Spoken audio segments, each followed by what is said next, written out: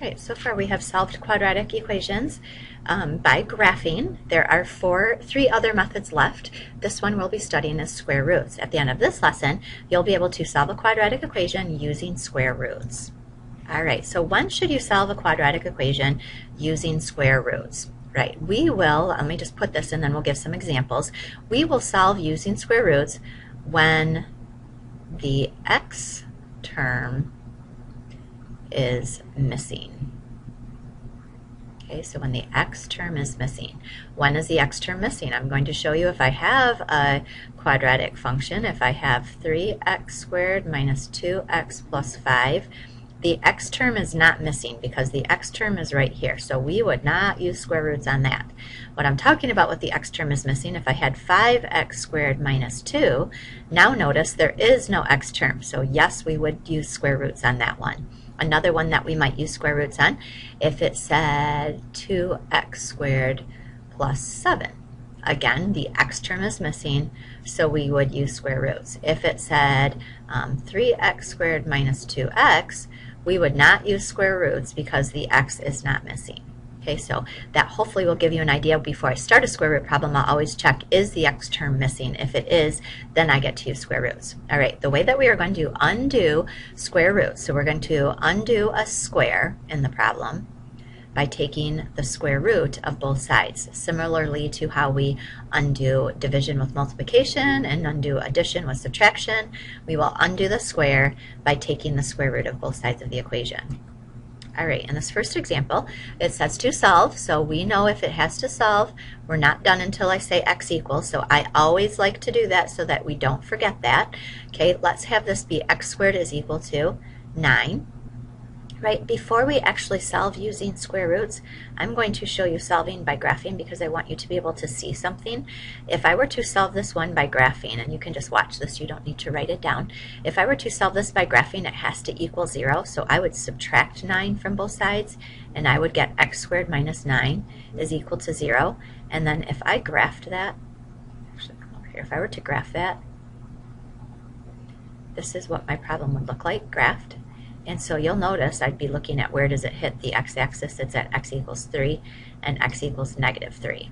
Okay, so just keep that in mind that we got two answers. That's all I'm asking you for there. All right, so I said in the previous page that to get rid of the square, we will square root both sides. So we have a square here. I'm going to square root both sides. The square and the square root undo each other. So the only thing that I'm left with on the left side is an x, and the square root of 9 is 3. If you're not sure what that is, use your calculator, that's no problem. So we get x equals 3. But please notice that down here when I graphed it, I got two answers. So when we do solve first by square roots, we have to remember that there's another answer there, right? And if you think about it, 3 squared is equal to 9, and negative 3 squared is equal to 9. So both of those work as solutions, right? A fancy way to write this, which we want to start getting used to, is if I have a positive and negative 3, I can put positive negative 3. So that's another way. That means there are two answers. One of them is positive 3, one of them is negative 3. Okay, let's say I have x squared is equal to 16. Right, on this one, we won't do graphing this time. We'll just do square roots. I can do square roots because there's no x term. So to get rid of the square, we will square root both sides.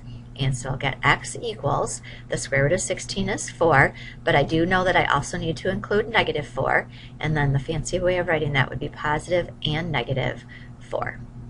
All right, so let's say I have 4x squared is equal to 100. All right, on this one, the first thing that I'm going to do, I don't really want that 4 there because I can't square root until the 4 is gone. So we're going to divide by 4. And so now I'm going to have x squared is equal to 25, because 100 divided by 4 is 25. Now, to get rid of the square, we will take the square root. So the square root and the square cancel each other out. So I get x equals, the square root of 25 is 5, but I know one of my answers is positive and the other one is negative. Problem 4, x squared minus 7 is equal to 12. All right, if we're going to solve, we get to use solve by using square roots because there is no x term, it is missing. So what we're going to do is, again, we would like to get the x squared by itself, so we are going to add 7 to both sides first. So we're going to get x squared is equal to 19, and then to get rid of the square, we'll take the square root of both sides. These two undo each other, so I'm just going to get x equals And the square root of 19 correctly rounded to two places would be 4.36. So be careful in your rounding.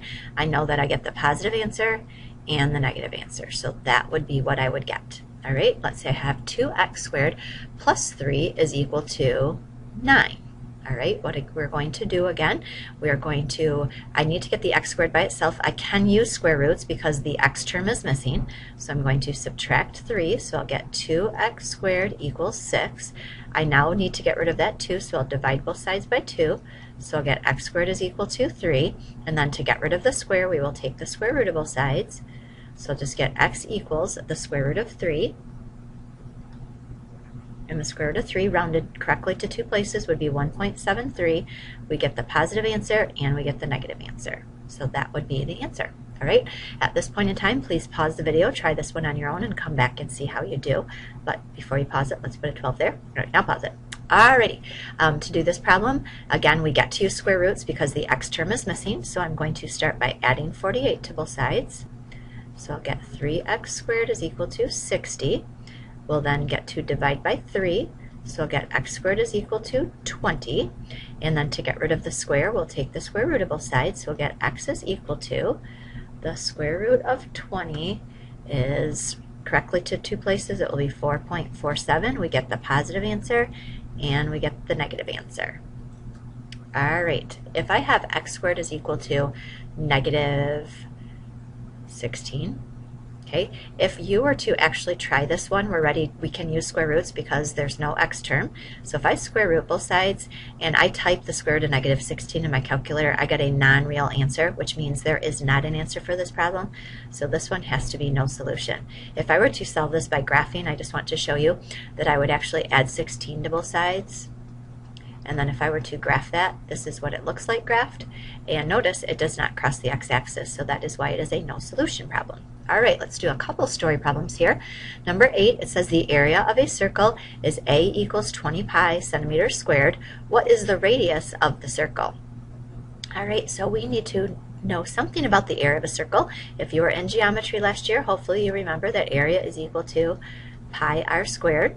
All right, they told me that a is equal to 20 pi. So instead of a, I can put in 20 pi. So I'm going to have 20 pi is equal to pi r squared. And they said, what is the radius? So I'm going to be solving for r. So to get r by itself, the first thing that I'm going to do is to divide by pi.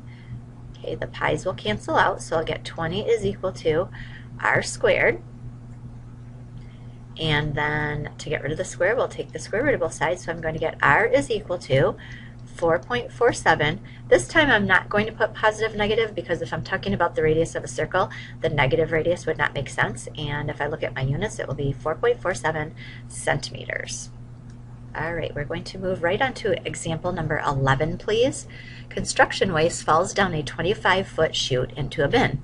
The formula for the height h in feet of the waste at time t is h equals negative 16t squared plus 25. How long will it take the waste to reach the bin? So we want to answer how long, so that would be a time. So I'm going to try to find the time t to take the waste to reach the bin. Well, if it reaches the bin, the height of it would now be at 0. That would mean it fell down 25 feet. So we're going to solve the formula 0 equals negative 16t squared plus 25. So we're not going to let a story problem scare us because the equation is right given in there.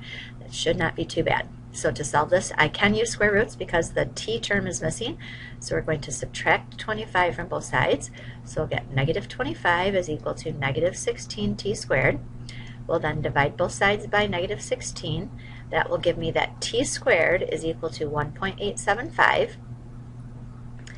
And then to get rid of the square, we will square root both sides. So the square root of 1.875 is equal to 1.37, and I don't need to put the negative on it. It's not positive and negative because you can't have a negative time, and it doesn't say seconds or minutes or whatever, but I'm guessing if it's a 25-foot chute, it would only take 1.37 seconds for that to happen. So hopefully now you can solve quadratic equations using square roots.